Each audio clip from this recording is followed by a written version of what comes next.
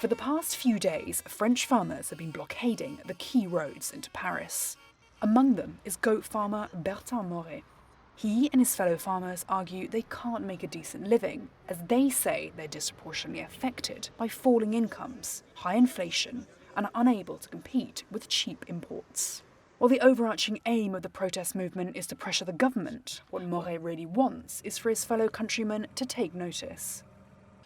So what I expect from this movement is, and I might surprise you, but it's not necessarily a reaction from politicians, from whom I think I'm not expecting much. Rather, it's a reaction from consumers. I think that's where the real power lies. What can really change is really that we, the consumers, because I am also part of that, is our way of consuming and therefore buying French products.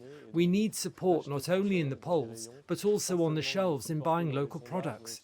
People need to buy local products and place a high value on French products and French agriculture. And I hope that this movement will make consumers aware that what is important is to promote French agriculture by purchasing French products.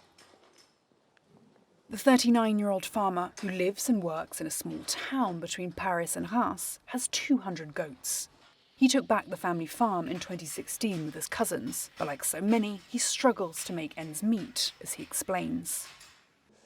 It's a bit difficult since our production costs have increased enormously in 2022 and 2023, with increases of more than 20% in our production costs. And as we sell cheese directly to the consumer, increases in production costs have been difficult to pass on in the price of our cheese. And then at the same time, there has been a drop in consumption of goat's cheese, as it's a product for pleasure. It's not a basic necessity product.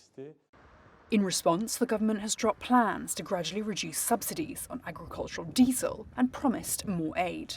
But farmers say that isn't enough. Also at the heart of the protests are the EU's environmental policies. Under current EU legislation, farmers are required to introduce environmental measures on a fifth of their land and sea by 2030.